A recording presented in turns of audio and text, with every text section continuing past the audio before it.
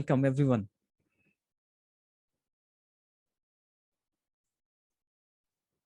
Yeah, I hope I'm audible. You can see me and hear my voice.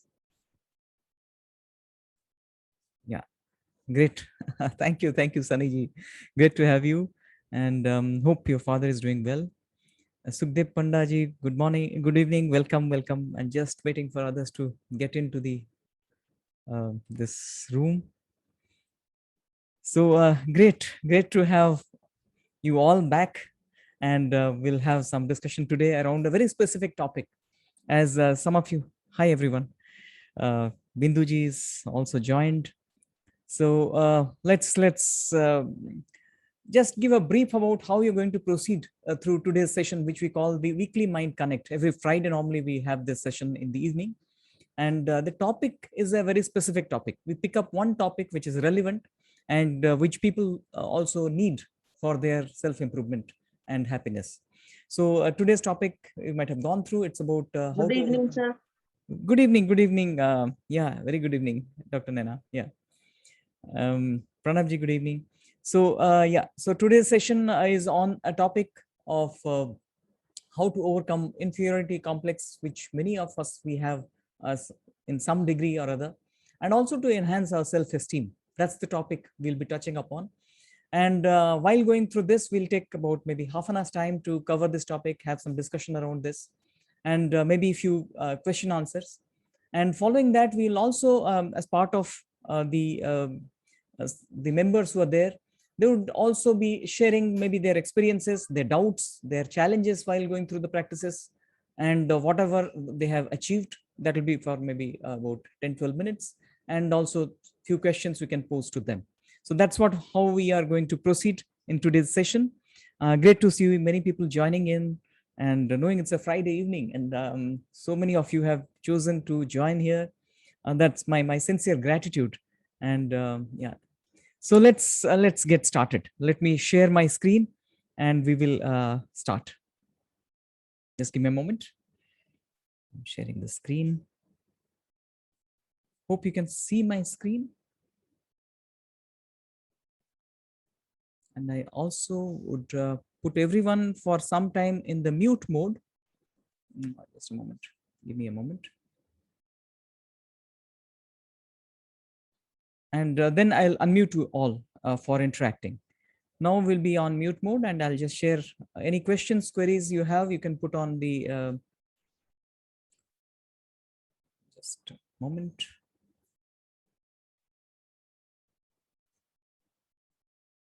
Yeah. So here we go. And so this is what is the topic. The topic here is it's about inferiority complex is a very widespread phenomenon. Many of us, maybe we might not be knowing, so many people suffer from this, and they suffer on account of social complex. They would be feeling very low when they meet people in the meeting. They're interacting with somebody and feeling so torn from inside. So these things actually creates a lot of problem for stress, and also it takes away a lot of bandwidth to become productive. People, when they feel low, they are less productive. And we will see what is the reason, what is the root cause of this, and also look at how can we overcome that. So let's look at it and see what can we do specifically to overcome that. When we look at the root cause, and we are all, I'm sure all of you who are there in this session are pretty familiar with this framework of human trap. So quickly, can we respond? Which would be the traps which you would consider as the prime factors for low self-esteem and inferiority complex? So many people, they go through this kind of inferiority complex. So let's look at identity. Okay, I'm talking about the traps. So identity is something which is, yeah, identity, I would, right, great. So identity, you're talking about name, fame, position, identity, and status. Good, great. A and N, who is this? A and N, Sukhdev Pandaji, great. Pranabji, N, name, fame, yes, Rajivji. Balvinder ji, name, fame. equality, unfairness trap, H and A, holding on trap, and autonomy trap. Yeah, all of them are actually in some way or other they affect the complex. That inferiority complex is somewhere we are affected, but feeling inferior to others is actually rooted in two of the traps. And somebody has already mentioned, I think it was Sukhdev Pandaji, who is saying A and N are the prime ones. All others are there. In fact, it's not that others are like holding on trap. We have those memories of such kind of low feeling, and when we are uncomfortable in the social gathering or social system, so that it is there. But primarily, when we look at an individual who feels that he's not having adequate freedom, not having, he or she is not able to express himself or herself and ask somebody for something. There is a lack of freedom in a social setup. That's one. What they want, they cannot express themselves with. That's one of the primary reasons why they feel so low. And they cannot direct others. There is a sense of insecurity. And bigger problem is what we call the fear of getting rejected. Fear of rejection is one of the major issues when it is inferiority complex. So that's what we are going to look at. That's autonomy trap. And the second one is far more powerful when we talk about the identity trap, name, fame, status trap, wherein the individual feels low. The self-esteem is low. The status is low. In that social hierarchy, the individual is feeling that he's a small individual and others are better than him. Somebody said unfairness trap. Here there is an element of unfairness, but this unfairness is she feels that others are somehow overprivileged and I am not having that kind of thing. So I'm a small individual. I cannot interact with others. So some element of unfairness is felt, but typically it is primarily the identity trap or name, fame, status trap. And there is a feeling that I am captivated. I am kind of completely been controlled by the environment. We use two terms, and primarily people having very high level of inferiority complex are primarily on account of this. They feel that the control is outside. We call it the external control. The locus of control is external. That means others, the environment is controlling them, where they feel very small. People who have got high self-esteem and having a better, I would not say superiority complex, it is more of a complex where they feel equal and feel very comfortable, where the locus of control is internal locus of control. So they have a sense of self power, confidence, and connect. So we will talk about these two things. Does it make sense? Quickly, if you can just mention, does it make sense? The inferiority complex is on account of these two broadly. I'm not saying others are not affecting, but broadly, these two are giving them the kind of challenge they face in a social setup. Yes, great. Certainly, thank you. So thanks for the response. So how can we go and overcome these? We will talk about some of the concepts, where from, why these are happening, and then we will look at how we can overcome them. Many of you have already been doing these practices, so you could definitely be relating to that. And I would urge all of you, if you have practiced those specific practices, you can mention if you have got some benefit out of them. So the root cause is what we call three aspects. The identity, in fact, it is primarily due to the identity aspect. The first one we call the self-image, how we see ourselves. And image has two broad elements. We talk about how do I see as a physical entity. When I look at myself in a mirror, how do I feel? Do I feel good? Yes, I'm good looking. Or I say, yes, I'm such a wonderful individual having a good figure. Or I feel I should have been like him or like her. So this is one of the element. Our physical shape has a lot to do with this. People who are there into the third week, Have you started reading? I just asked this question. If you have started reading the book Psycho-Cybernetics, how many of you have started at least? Maxwell Merge, Psycho-Cybernetics. How many of you started? Those of you are into the third week. Could you start the book? Yeah, could you start that book? If not, please start. Interestingly, this person, Maxwell Merge, was a plastic surgeon, and he found something amazing. He found people who are absolutely devastated, who are not able to perform, and having, after going through a plastic surgery, some of them could come out strong, very strong, and so strong that he could, as if they were, finished. Great. Yeah, Dr. Naina, you can start. You can start anytime. You were saying that probably you're still with the previous books. So, where he sees it is the physical element, even when it has been removed, some of the people are actually changing as if they are a different personality altogether, whereas some are not. So there is a very interesting aspect in that. When we are changing our physical sense and we are changing the concept of our image, we can change ourselves a lot. And then Maxwell Merge talk about, you need not have a flat plastic surgery. If you need those elements, those capabilities to see yourself as a better human being, as more expansive human being, your self-image would improve. It's not just about the physical change. It's nothing to do with the physical body.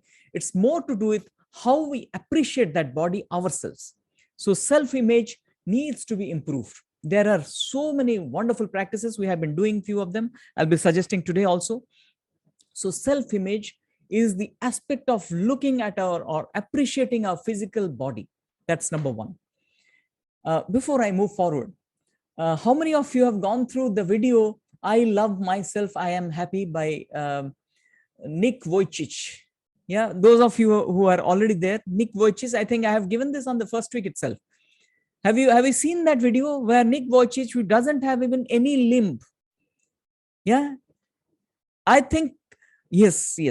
You, yeah, Pranabda, Rajiv ji, yes. First day video scene, yes. I see it every time I feel a little low. Look at that individual having no limbs, the quality, the power he exerts, and he loves himself with. He says, I love living life, I am happy. And the man, what he does is exceptional. So here the self-image, look at the self-image. And he's talking about how he transformed. Initially, he was feeling low, bitter. And the moment he started the change, he became a celebrity. Now he's one of the top speakers around the world, Nick Vujicic. So what we're talking about here is we can transform our image without changing our body. So that's what is the important thing we need to do when we look at the complex, the inferiority complex, which we have, the low self-esteem that we have. We need to change this self-image. So that's number one. The second aspect, this is the first aspect of the self-image. There is a second aspect of the self-image. When we see our mind as a weak mind, many of us, in fact, I here refer to a book which I have not suggested in so far in the third week. I suggested for the fourth week. People who complete 21 days should go through this, called The Mindset.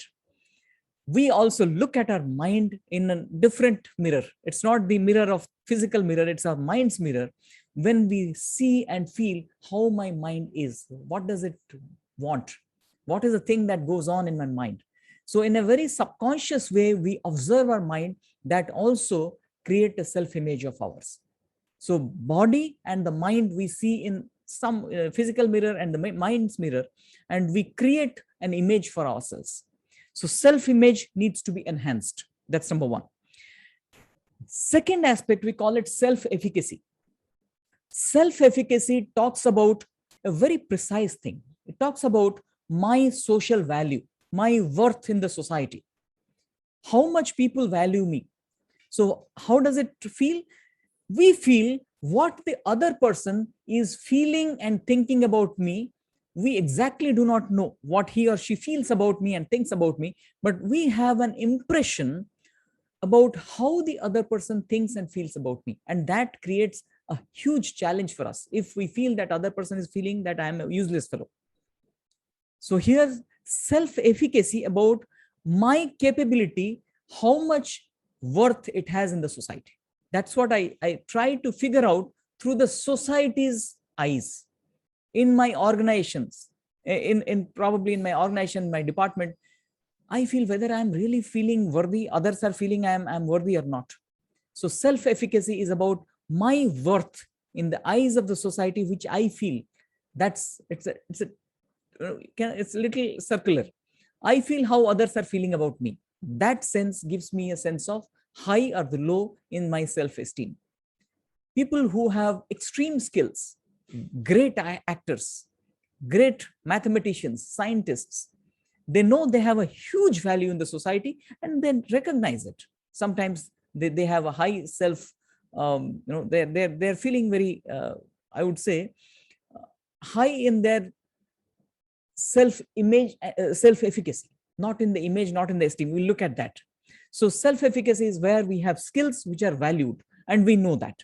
We feel that my value, my knowledge, my skills, my competence is valued by the society, and I feel good about that, right? The third aspect, it is known as self-esteem. This is about how I feel about myself, how I feel about myself. I repeat this. Normally people say when the self-image is great, when the self-efficacy is great, then esteem is the natural corollary. It will naturally come to me. Why should one feel low in these conditions? Why should one feel that self-esteem is low? Somebody has mentioned my capacity to handle things outside. Great. Yeah, lovely. My capacity to handle things in the environment. Correct. Especially in the social context.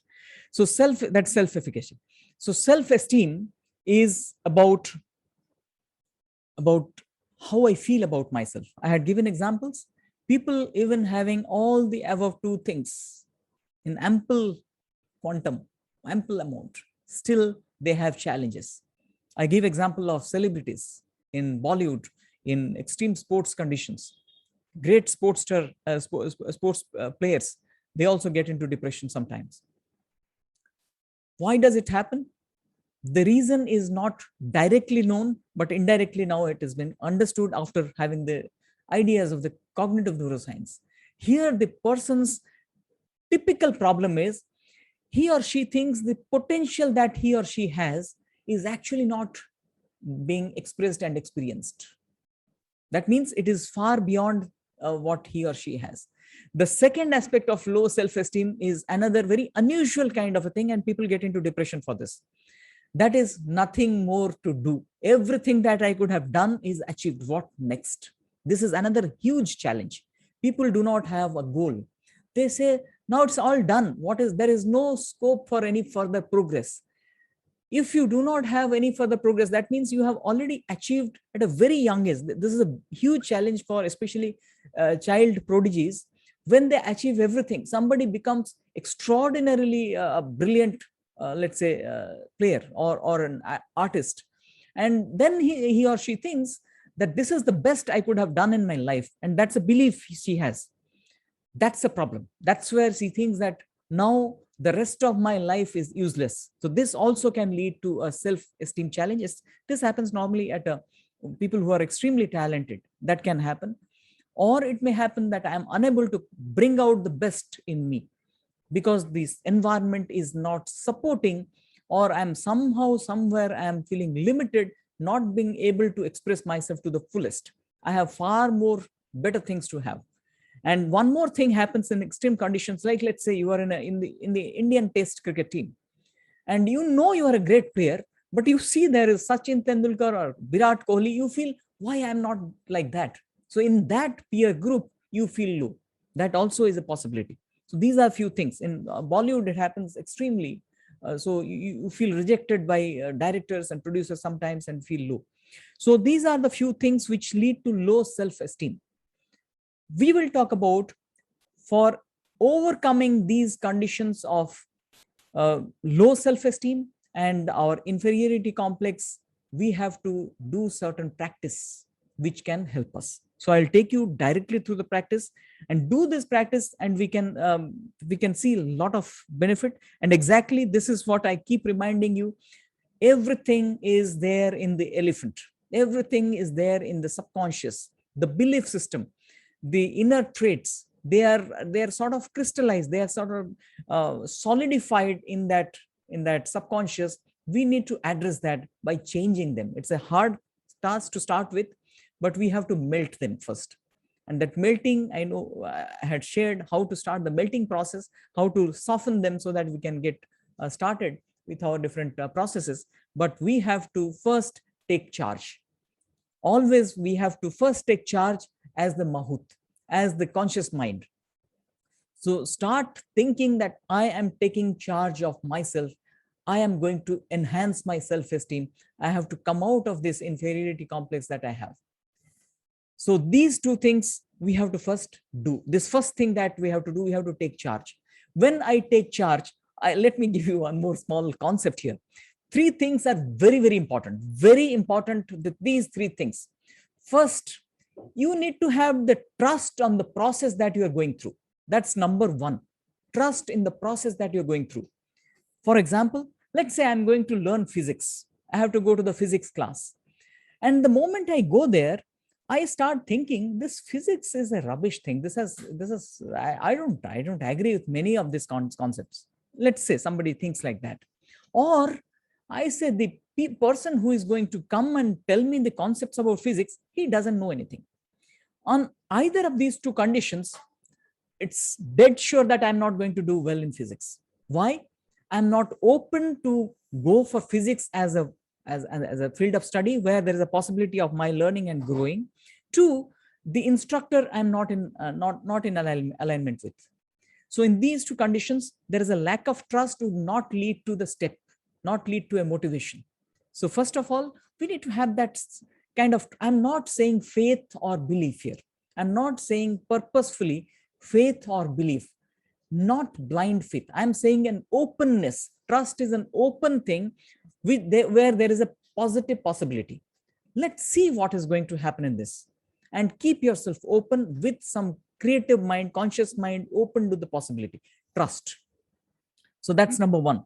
Number two, we are having a desire to change. I know people, so many people I work with, there are certain people who do not want to come out of their misery.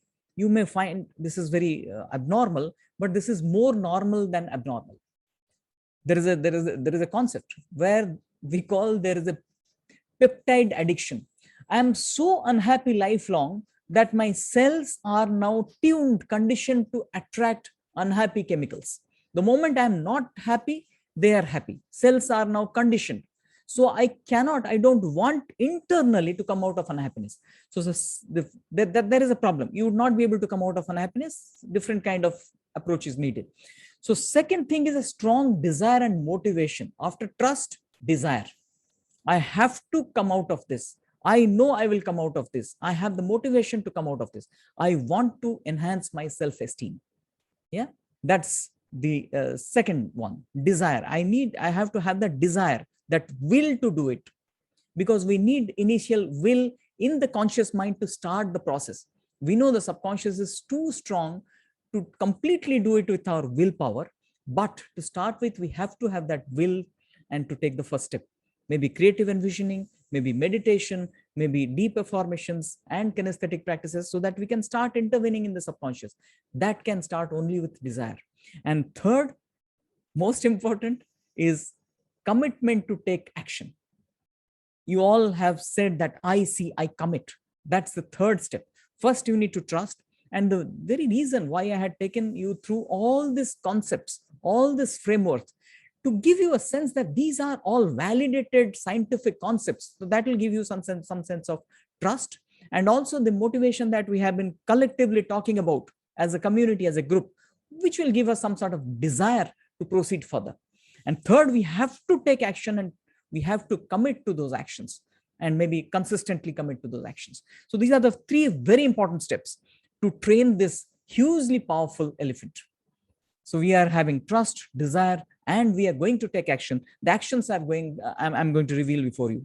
So the actions are, this is the first one we talk about, is deep affirmation with visualization, deep affirmation with visualization. That is the first step. And many of you have gone through this step. Many of you, most of you have gone through this step. In the morning session, in fact, I think a couple of days before, we had that being divine practice. And today I saw Sagarji has posted it in the group itself. Being divine practice, where we are changing our notion about ourselves. Here, there's a complete set of change of our belief about who I am. I'm not just talking about I'm this body and the small mind that I carry. I'm saying I am, when I really look at myself, see the huge complexity, see the possibilities that I have, see the expansive intelligence that govern my body and mind. It is not just possible for me to just take a one step without that powerful, incredible source of power, that expansive intelligence, which has been running this so many complex things inside, even breathing, heartbeat, digestion, metabolism, extremely complex things. Trillions of cells in this body are functioning in harmony without fail. It's a magic, it's a miracle happening every moment in our body. When we acknowledge this fact and then go for the practice, what we call the I am divine, I am a spark of divine. I sense that it's not just I'm thinking about that. We go for that visualization. On the top of the hill, we are saying, being divine, I am the divine. I can see other creatures are acknowledging it. The universe is acknowledging it. We, in a way, are telling our subconscious, see who I am, see who you are. You are not just a small creature with so many of misery, agony, and so much of low self-esteem and feeling low behind before others in a social context. You are a superhuman being. You are capable of doing miracle. And that is what we are programming through this. And this affirmation visualization, I call it deep affirmation, when we listen to ourselves at the peak of, like a thunderstorm is the thunderous voice, a deep, vibrating, resonating voice. So that's what is important. We feel it, we hear that voice, we go for that visualization to see that we are a huge divine being, expansive intelligence that is there, and we are a possibility. We are not talking about any problem in our life, we are talking about possibility. And rightly pointed out by Sagarji, when we look at the problem, when we become bigger than the problem can be handled. So we are giving that subconscious mind a programming that I am bigger than any problem that comes before me. Being divine, deep affirmation and visualization, actually, to start with. Many of us, internally, we are saying, I'm a small creature, I'm a small limited being. I am unfortunately born in this family and I'm not been educated appropriately. These things also been some challenge. And I have seen extremely PhDs, and then also they struggle. I should have this degree, that degree, in this one, that one, so that I can feel myself bigger. And they go on acquiring so many degrees, and then they say, no, I should have done that. Then I'll have more regard for myself. It's a never-ending job. You will never get that. First, you have to start with that self-esteem. Other things will follow. You will become a PhD, and people will start regarding even if you are not. So we are talking about acknowledging the internal spark of divine and knowing that you are already somebody. We need not fear anything outside. There is no rejection in the society. We ourselves can reject us or we can elevate us. So that's the thing where we start. That's part of the identity redesign technique. Those of you have already gone through this practice of being divine. Few times we have done in the morning sessions also. So please, if you have any sense of low self-esteem, please do practice this. Second one is another practice which is more towards creating our value, our self-efficacy in a way. This is part of what we call service orientation. This is a technical term. If you have some exposure to emotional intelligence, it is part of, there are 4 quadrants, the second quadrant, where we say social awareness. It's called social awareness, where our service orientation would be in any place. When we go to any place, in our family, to our office, we go to a festival, we go to maybe some celebrations, or we are meeting few people in a meeting, there we immediately can sense what is the missing link. What is the thing that I should do right now? What is the problem in my customer? What is the problem, or what is the thing that my boss right now wants but unable to do? I have seen in my early childhood, um, I have few relatives. I have seen two of my aunts who would come to the village during some festivals, and both of them are very nice, but one of them would quickly figure out what is the thing that needs to be done right now. She would quickly see that, oh, the this item has not been prepared, so this is to be done. This place has not been organized. People will come and have they will sit here and have food, so this place needs to be cleaned up. And that person, he has probably got diabetes, so I have to prepare some food for him. Quickly she figure out what is the problem over there, what is the thing that she can fill up quickly. Service orientation is that, our eye to find out a missing link somewhere, and this can actually elevate our sense of worth. And practice of this, what I say, the morning practice that we do, that today I will go to every event, every interaction, just thinking about what are the things which are missing, what are the things people are looking forward to, what are the things that I can fulfill. I find out gaps. An eye for finding out gaps, missing things. So this practice regularly, every day, there is a daily practice. You can go and find out today, what are the 3 gaps I will see at my office? What are the 3 small problems which I can fulfill? When we start doing this, our mind start thinking about, or there is a change in the neural network itself. The mind now starts saying that you are a person who is so valuable, you can solve problems. You are not looking at problems, you are solving problems. How? You are finding out what is the gap and you are creatively doing it. And very small thing, I'm not talking about changing the whole culture of the organization. I'm talking about a very small thing, like repositioning the office furnitures can be a great gap solving thing. Creating a small format, I always say this, create small formats, write down what are the process flow in your place and what is the small thing that you can add, so that things can be, maybe people will not forget, people can be reminded on time, or you can call up a customer and say hello on his birthday. So those are the small things, are the gaps you need to find out every day. By doing this, the gap would definitely filled up, but your gap of being low self-esteem would be fulfilled in no time. Do this for 7 days, you'll find a change in your approach. You'll find so valuable in your place, in your office, in your house, in your maybe society, wherever you are. Start finding out a small gap, change it. So we call it bridge the gap with service orientation, finding out and bridging it. Every day you have to practice it. You have to write down today these 3 gaps I've seen. This week I'll fulfill these 3 gaps. I'll bridge these 3 gaps. Start doing that. It's powerful practice.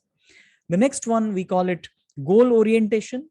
And this is through creative envisioning and action stacking. Last week in the group consultation call session, I had given an elaborate discussion on this. Many people, they feel low because they do not have a clear purpose in life. It is the only thing. If forget about the first 2 things. If you can do this, a lot of things would change.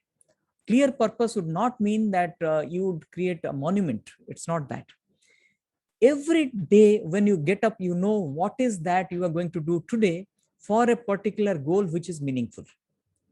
It can be after 1 week, it can be on the same day, it can be after 3 months, or after 1 year, or after 10 years. For example, if you are saying that I am going to, let's say, create a course. I'm a coach. I'll create a course. And now I am building up that course every day. For that, what I should do? Let's say I will be starting my coaching business after 3 months. And from today, I will start doing 3 things. Every day, I will read 10 pages of a book. I will start writing down what I have learned and create a small module every day, that what is the concept I can build into my course. Then I start observing people, go to internet and do some search, and I have budgeted time for each one of them. And after 3 months, if I'm going to do this every day, how much time I'm going to give for this, budget for this. What are the specific steps that I'm going to take?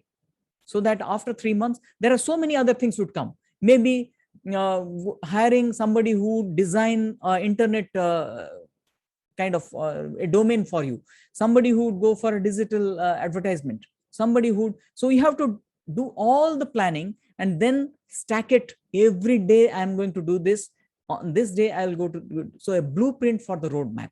What are the two things we are doing? Visualization for the outcome and blueprint for the roadmap. And you know, when you get up in the morning, you know, these are the things I'm going to definitely going to do.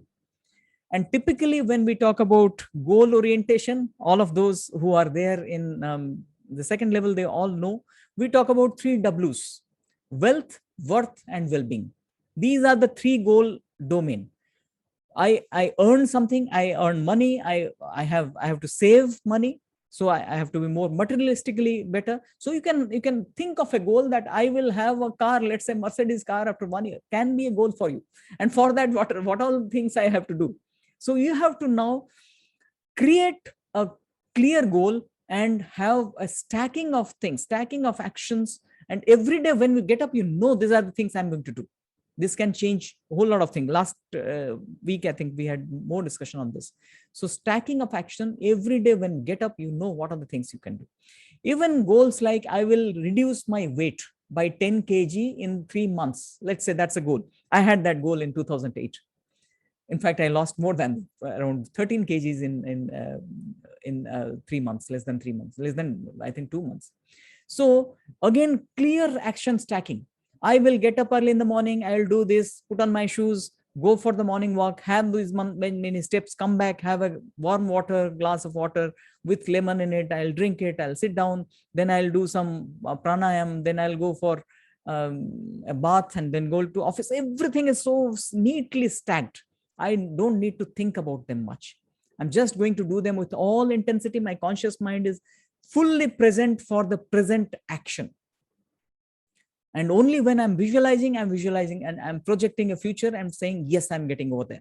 So this is what is the goal orientation, clearly stacking each of the action in such a manner I'm not deviated. And when you have a goal and purpose in life, you are so empowered.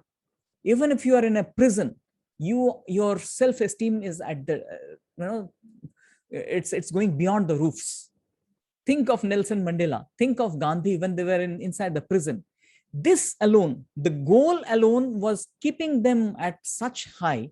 They were able to talk to people looking at their eyes because they have a clear goal in themselves. They know what to be done. The next step, they know. Even if they cannot walk, they know what to be thought about, what are the things they do. Even in the small prison, they know when to read a newspaper, when to do this activity, what to think, what not to think. So all these are so clearly enumerated.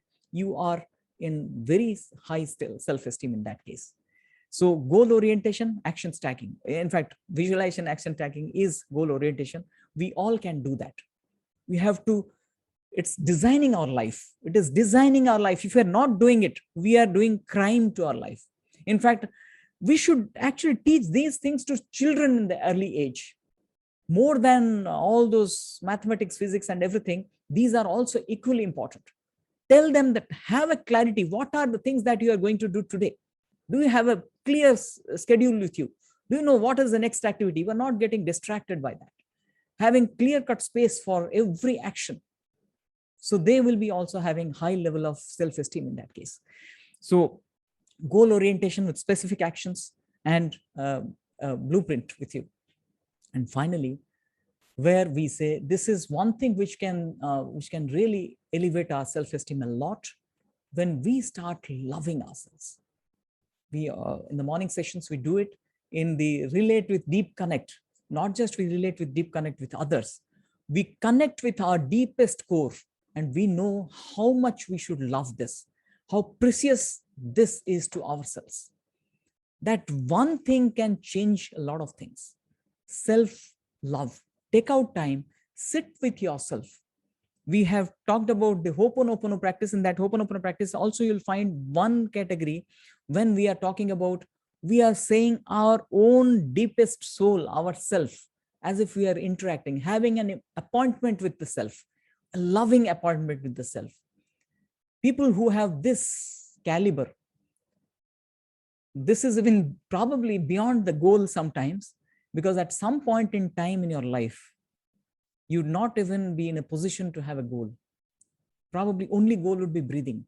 When people are on the last time, when they approach their deathbed in some disease. But the self-love, self-compassion, self-appointment, being with self. I see so many people who are old now, getting to the old age, their children are not with them. They're suffering on account of loneliness. They're suffering on account of no one is there to take care of them. Maybe physically care is being taken, but beyond that, emotional care is not there. In spite of having wonderful career, in spite of having great lifestyle in their early, maybe till they were there in service or till they were valid, you can say that they're no more economically equipped to serve. But at that point in time, if you have this, I've seen people, my own grandfather I've seen, the self connect is so high, even at the age of 95, all the time smiling, physical pain smiling, mental difficulties smiling. So we can create that. Probably this is the time we should start practice that as well. So then we feel that it's not just that we need to do something to be worthy, to do something to be feel highly esteemed in our own eyes. We are esteemed even just if you are sitting down and looking at ourselves. This practice, again, self-love, we have done probably few days. Last week we had about self-love. One day we had devoted, our resolve was for self-love. So do these practices. These 4 practices can really, really bring us out of that low self-esteem. Even if you are feeling inferior before others, we will find that in few days, not just we feel high in self-esteem, we'll find that regard and respect from others will change. Those of you who have read this book, Man's Search for Meaning, where Viktor Frankl talks about it. He says, I don't know why even the other's approach to me has also been changing when I'm changing my internal characteristics and composition and harmony. So all this happens once we start from inside. I always love this. Inside out. We start with inside, outside will organize itself. We will organize the inside, outside will get organized by itself. The universe responds. That's what is the thing that we say. Does it make sense? Quickly, if you can please respond on the chat box. Does it make sense? Do you get something out of this? Yeah, Srinath ji, Nandini ji, thank you. And Dr. Nena, fabulous. Hari Babu ji, thanks so much. Pranam ji, yes. So great, definitely. Animesh ji, yes, I agree. Thank you, Pooja ji. Yeah, hope all well at your end also. Yeah, Mageshwari ji, thank you. So what I am now, Devashish Chakravarti ji, yeah, definitely, thank you.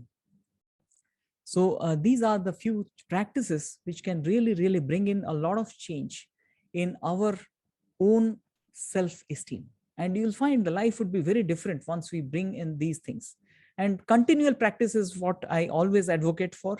Yeah, Vivekanand and Dr. Murthy, thank you so much. So this is what I thought I'll share with you. Now I would stop sharing this. Yeah, this is end of the presentation, not end of this session. I'll stop sharing this. I just look at some of the questions. If you have any question to ask right now, you can raise your hands and we will yeah. Thank you, Riyaji. Thank you so much. So any questions you have, you can raise your hand and we'll allow you to speak one by one so that the noise will not disturb us. That's the only reason why we have put you on mute mode. If you have anything to share, please, or please do ask for, yeah. Anybody who would like to ask some question? Vivekanandji, would you like to ask a question? Sagar, okay, Sagarji. Can we just unmute? Just asking my team to unmute Sagarji for a moment. Yeah, Sagarji, please go ahead. Hello, sir. Good evening. Good evening. Good to see you after some time. Yes. I hope all well. Yes, sir. All good. All okay, good. Good. So I was going through the modules also at the same time, and this was the question in my mind. So, very first to clarify, self-efficacy and self-worth, is it the same thing? Not always, not entirely the same thing. Self-efficacy is more of the self-worth on account of my capabilities, right? There is one thing that I have some competency and which give me a sense of self-worth. But there is another self-worth. If you remember the WW, the second worth, Yes. second worth, we talk about two things. One is self-worth on account of our standing in the society because of our competency. The second aspect is how much we are loved and we are loving. It is more of the relationship that we have. If there are so many people you would find extremely competent, but they do not have anybody to love them, their self-worth is also low. Here it is not because of their competence, it's just their connect. Maybe people who do not have a good family to love them and take care of them, their also self-worth is low. So this aspect of self-worth is more towards the competence aspect, self-efficacy, and the loving aspect of people. So that's the other element, which also be part of the self-worth. Does Okay. it make sense? Yeah, yes, sir. I got the clarity on that. Yeah. So relationship part was something that I Yes. was not understanding. Okay, Yeah. sir. Here, Hmm. the when we say self-worth, Hmm. the orientation is that how I'm getting reciprocation from the others from outside, right? True. But then why can't we change the orientation to the self, right? So Yes. why Yes. we are dependent upon others to gain some sort of gain the love or gain approval from others. So Mm-hmm.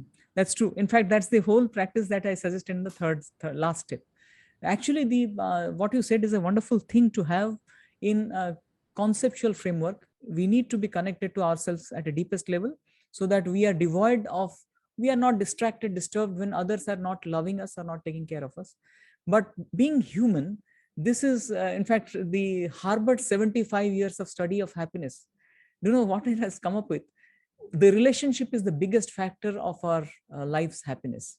So in a way, being human, it's always not possible to only rely on our internal, it's a practice, it's a journey that we start loving ourselves in spite of not being cared by others. But at the same time, if we are not loved by our close relatives or parents or something, or people whom with we are living, it's definitely something which reduces our worth. In order to elevate that, we have the last practice, yeah, the last practice of self love.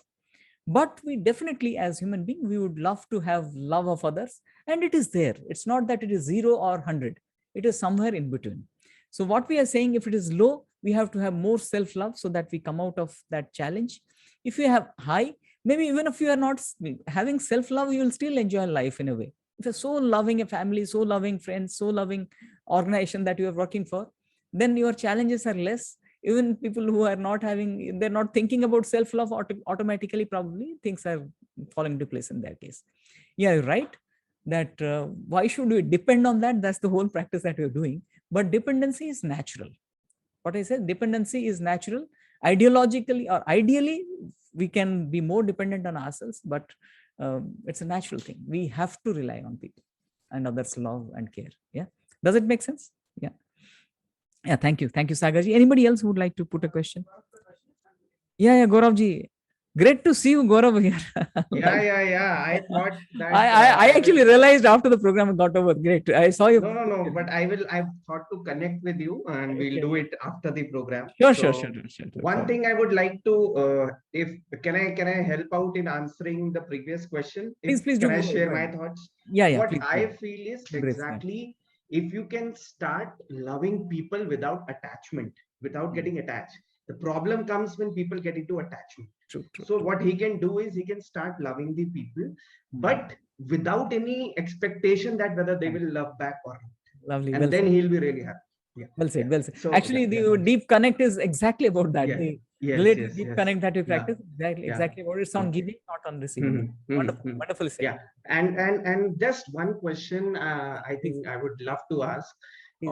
Although I'm doing it, but maybe it's always good to connect with people and discuss about it. So what I feel is one thing that if somebody like if I feel that the finances, the economy, the finances actually Mm-hmm. is not proportional to what I deserve.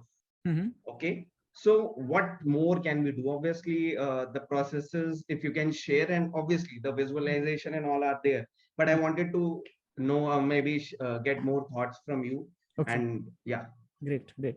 There are two things. In fact, there are two prospects. One perspective is the perspective of our internal attraction. They call it law of attraction, whatever. We think about money. It's actually not just some belief. It's a science. The way we are thinking about money, I have seen in myself.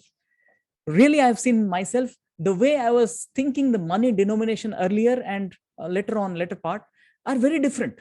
In fact, so then you see the money flow is also different. That's one aspect of it. But more I look at when it is money issue, when we talk about the first W, the wealth aspect of it, I talk about this is one aspect, mental practices. The second aspect is very clear goal about money, very clear roadmap about money. Have a goal about what is that you need.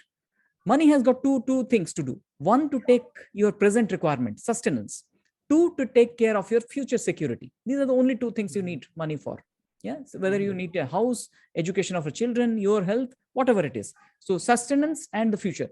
Have a very clear roadmap, clear end point. What is the money at what point in time you need? And then create a process. Are you going to get there, or there is a gap? If there is a gap, find out a way. There are multiple ways. One, you can start multiple streams of income. Two, you can start saving more, reducing your present expenses and keep for future. So there are few ways through which you can actually look at the money business. And the focus on money in my case is less relatively compared to others because of two reasons. One, the happiness that you get or the negative things that we have is dependent on money only up to a level. In American research, in American society, they have done it. It's roughly about $80,000. Beyond that, money has little role to play with your happiness, with your internal world. It needs, because you need minimum requirement, your food, your health, those are required. And $80,000 for US, what they found out. Beyond that, the correlation is very low. Similarly, we have to have these plannings, sustenance, future planning. Then it's all about how we are taking care of the internal spaces, and then money flow would be natural. That's what is a different exactly. I agree with you, because I am exactly like you, and that is what created a problem for me. I got into so much of spirituality that I got completely my root level thing was completely out of money, actually. Right. At a point of time, I was absolutely completely into spirituality, and that is what is something which is now the only thing in my life. But yes, now I'm coming towards. So now I'm helping out people, but charging them, rather as compared to earlier when I was doing it all for free. But I think we'll connect, and yeah. Okay, so great. Yeah. Good wishes to you, Gaurav. There is a question from Vivekanandji. If you have some question, then of course, we are coming almost close. Yeah, Vivekanandji, if you can unmute yourself. Hello. Yeah, please go ahead. Good evening, sir. Very good evening. See, when we're talking about the self-esteem and self-efficacy, at times the past experience, when you are trying to attempt and putting efforts, sometimes these experiences become a hurdle to your actions or your focus to come to overcome those experiences. So just can you give an example on this? That will be better for us to get a more clarity. Like when we are trying to doing some kind of exercise or something, and you come across that somebody says that nahi, ye ho nahi payega, it is difficult for you, or if you have some inabilities or some physical disformity is there, but your mind says that you want to do it. Oh yeah. And that kind of experience and sometimes come, though it doesn't stay there, but it does come in front of you and slow the process, slow down the process. True. I agree with you. These are the subconscious hurdles. As I said, subconscious revolts or past experience. Typically, our mind gets trained. If you've seen the video of Bruce Lipton I have shared recently on the Facebook group, where it is so much of programmed that some of the things we think it is not a possibility in us. So that becomes an hurdles. And people say, we listen and we believe in them. So to overcome these hurdles, these tools help a lot. We start taking, like, let's say we are listening. The biggest thing, why we are having so much of live sessions in our community, because I strongly believe more often we meet, interact, discuss, share, our trust improves. So when our trust improves, those hurdles, they seem slow and small. So when the hurdles are low and small, we are in a better position to take our steps. Motivation. Similar question has come from, I think, Pooja Agrawal ji, who is saying that what, even if goal is there, no determination, no motivation, no desire. The problem is here, the motivation, desire, and determination comes from, one, our internal drive, two, from the community that we are in. People nudge each other. So many people, they do physical exercise if they have a group to run marathon or the group to do exercise together. So that also brings in a lot of positivity into our progress. So if you have friends you can talk to a friend that let us have together this, that we will reduce our weight by say 5 kgs. When you do, both of you do together, it is a better possibility of overcoming those hurdles. Yeah, does that make sense? Both to Pujaji and both Vivekananji. What to do when new ideas to come in mind? Sometimes we feel blank. Great question, Jagannath Das ji. I have so many ideas in my earlier period. When I lost them later on, I could not even recall them. Have a small journal, especially when wherever you are going, have a small notebook and start writing. I think that's what you are mentioning. Ideas are there, but you are unable to implement. First, write down the ideas, then set a goal.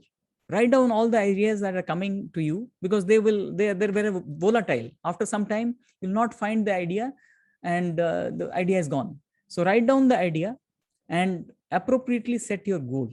And goal setting, of course, it is too small a session to start with, but we can have goals where a lot of compelling motivation will come to you to go to the goal with a blueprint. So let me now invite some of the people who, I think Rajiv ji has raised his hand. Some of you who can actually share your experience. We have taken a little bit more time than we thought we will take. So if you can share some of your experience, how has been the progress? Any Hello. problem? Yeah, please. Sir, firstly, good evening to you. Good evening to you as well. Thank you. Yeah. We all have wished you individually on this Guru Purnima day. On behalf of all my course mates, I'm so embarrassed, and I'm really humbled to see all those wonderful wishes that you've all given me. I'm feeling really we are really privileged and honored. On behalf of the course, I will say all the group together. Thank you, Brigadier ji. No, I mean, that's the way we should take our Guruji as, sir. Because you've been imparting selflessly and with all your devotion and dedication. I mean, it requires a lot of things. And you are not after money. I can say that with a lot of pride. Thank you so much. I feel I am deeply connected to you. I mean, maybe it was past birth karma or something. We met late in life. However, if we had met earlier, I would have gained so much. Thank you so much. In fact, I learned from all of you so much. I'm really feeling grateful that I'm taking these sessions, but these things also are giving me a lot of learning. So learning from your experiences also. Thank you so much. I'll take 1 minute, sir. Please. I have benefited immensely from your teachings. Thank you. My back pain is gone. For whatever reason, I've been practicing this. I've been practicing yoga. I've been practicing meditation. But the back pain, which was there for 3-4 years, and it was miserable. I was on bed. I couldn't move. Yeah. And being an army man, I have led 10,000 odd people to different facets of warfare, sir. In high altitude, in Siachen, in jungle warfare, and deserts. But when I landed up in bed, life was miserable. What you said, the esteem was at its lowest ebb. But then I had to pull my way through. Slowly I have come out. When the esteem is low, the confidence goes low. When the confidence goes low, you cannot act. When you cannot act, you do not have a goal. And you do not have a goal, you don't do anything. True. So it requires a very great. It's such an encouraging story. In fact, I am feeling so thrilled to know that. And you had taken I think a deadline of 15th of August, and almost like before a month you have been. No, so 31st August. There is still time. Yeah. So I still need to improve. Yeah, and I try and spend about 5 to 6 hours, maybe 7 hours in a day, doing everything that you say. Amazing. That's a quantity of time I do. And at times, maybe I don't understand few things while I'm doing. But over a period of time, I'm sure I'll learn them.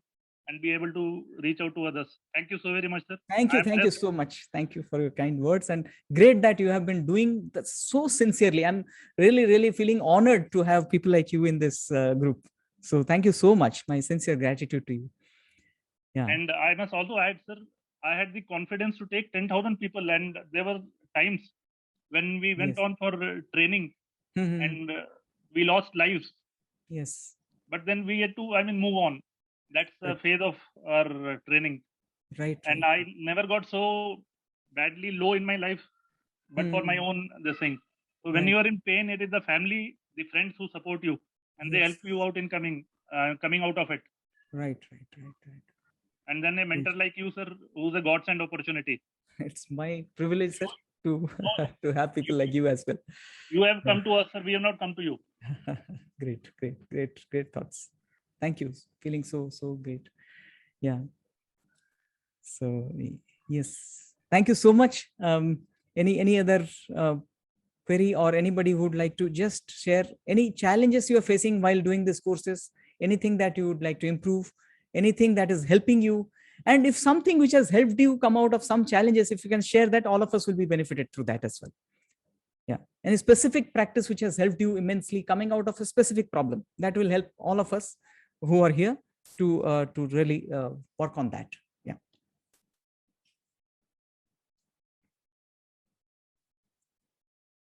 Yeah. Being from the engineering profession, wonderful knowledge of neurons which can psychiatrist. Thank you, Balvinder ji. Thank you for your kind words. Yeah. So hope things have been also positive for you. You have come out of difficulties. I know that. So you would like to say something? We can unmute you also, if you're interested. Or if not, many questions, or anyone who would like to share, we may also come to the closure.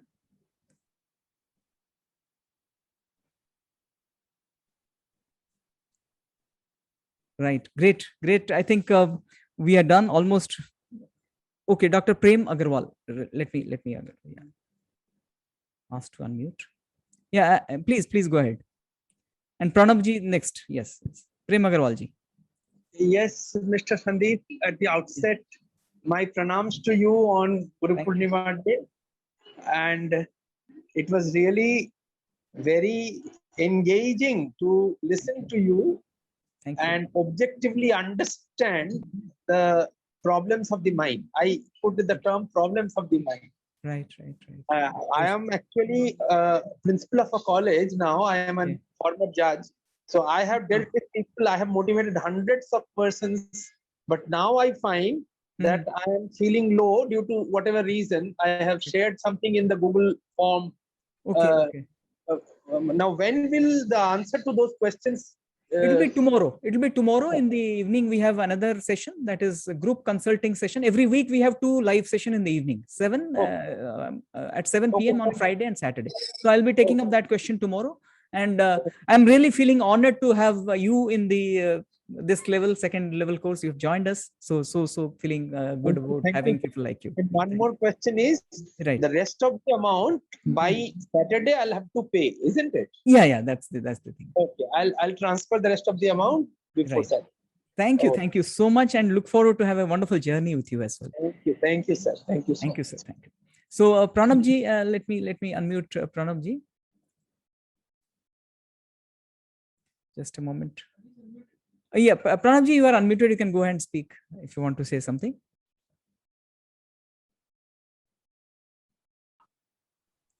Can you unmute yourself?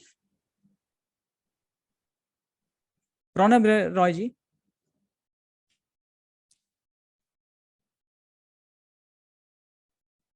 I think he's unable to unmute.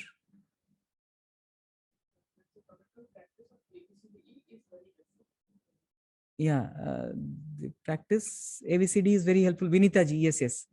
Vinita ji, I hope all going good at your end. And I just yesterday only or today I saw your question. I'll come back to you on the personal WhatsApp that you have asked.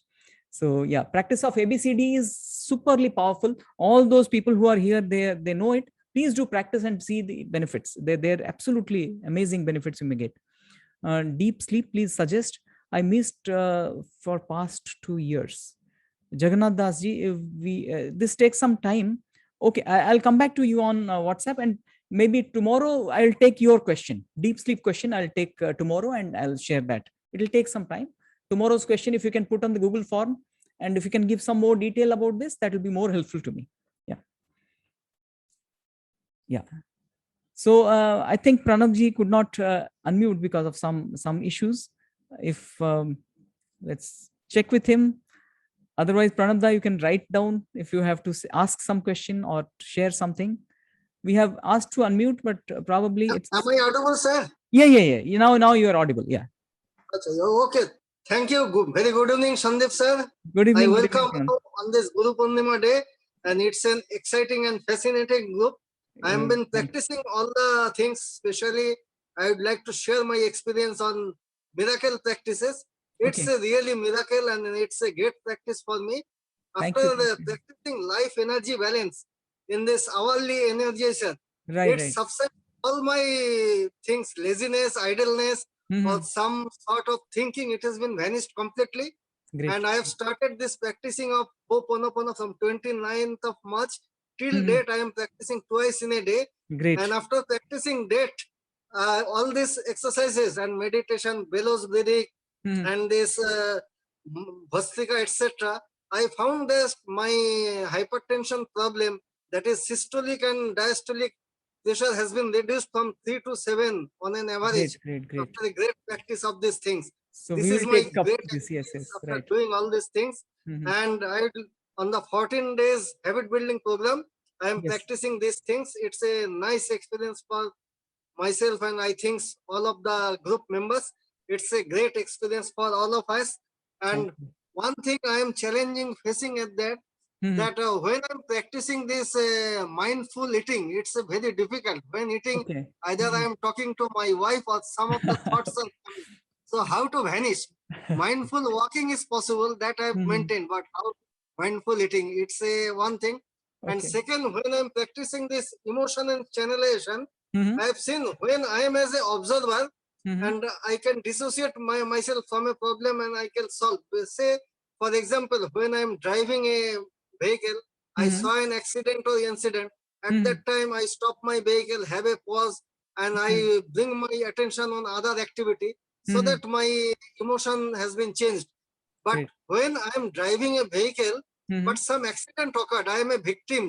At that time, how can change my emotion? That question is come up in mind. If you can give some solution to that, that is the only challenge, I think so. Okay, great. So 2 questions I'll be addressing. One is the mindful eating aspect. Let's start like this. We say mindful eating is, we are giving all attention to the thing we are doing, like right from taking by our hand to putting our mouth to chewing it and then swallowing it down through the food pipe. All these things we are doing.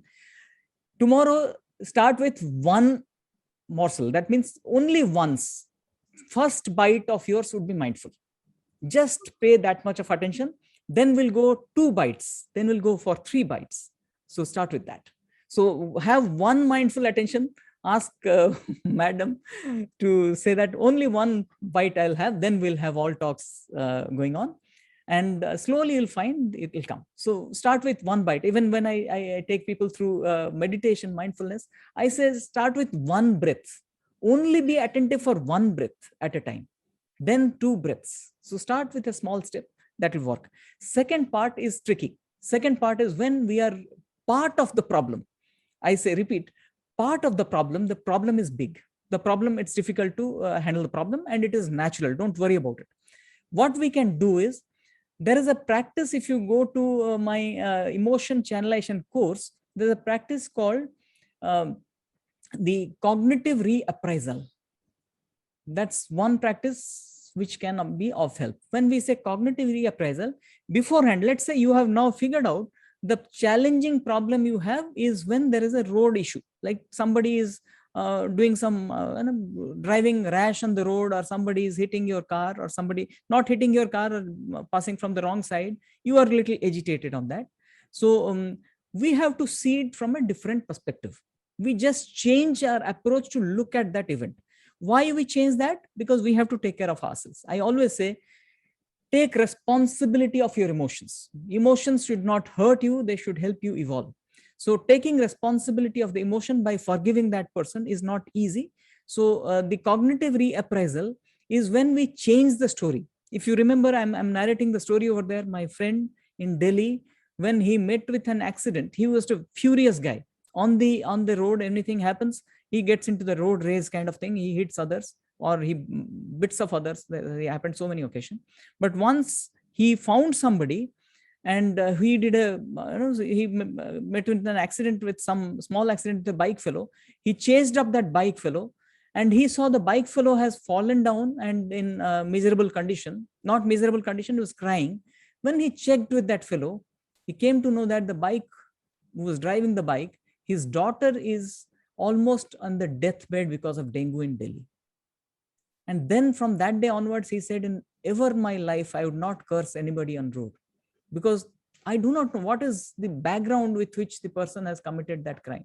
So when we change the story, our approach to that emotion changes. Anger transforms into compassion. So our thing is, we do not know what is right and wrong. That person, the person who has probably done wrong thing to you, maybe somebody who is not a good man, or because of some ulterior motive. But giving that benefit of doubt benefits us. We give the benefit of doubt. Probably he has got some problem. Probably he has a family issue. Probably he has a health issue. Something he has to attend very immediately. So we change. There are so many other ways through which you can create that kind of cognitive reappraisal, or changing the story. One of the most powerful aspects of changing our emotional patterns by changing the story. If you go through the Stephen Covey book, 7 Habits of Highly Effective People, he talks about a story when two children, they're doing a lot of mischiefs. Later on, the person who was in the receiving end found that the children actually have lost their mother few hours ago. So then the complete approach to those two children changed. So when we change when our perspective change, our emotions change. Cognitive reappraisal you can practice for taking care of those road issues. Definitely you can be successful. It takes time, but you can be successful. So I think that is a short answer to your deep question. I would say we can have more detailed discussion in the, I think you have also one-on-one, second and one-on-one pending with me. We can have more discussion on that. And I'm really honored to have you, like, so sincerely you have been doing your courses and putting them on the group. I think we have long exceeded, 15 minutes exceeded. Thank you so very much, everyone, for joining in and being part of this session. In spite of being a Friday evening, you have been there with me, and my sincere gratitude to all of you. Again, tomorrow, we'll be meeting at 7 p.m. Yeah, sound meditation, Vinita is writing, very good for calming the mind. I'm sure you must have done that, sharing also. Great that you have been doing it well. So tomorrow at 7 p.m. again, we are going to meet and have the session. But tomorrow, very specific to the questions. We'll be addressing the questions which you have received through the Google form. And the deadline is 1 p.m. because I have to go through each and every question which I would be answering or suggesting some recommendation for that. And yeah, Vigyan Bhairav Tantra. Thank you so much, Nandini ji, for your kind wishes of Guru Purnima. And Balvinder ji, my sincere gratitude for your wishes. Sumita ji, thank you. Thank you, everyone. And may God bless all of us. Good night. See you tomorrow at 7. I'm just closing call. Good night.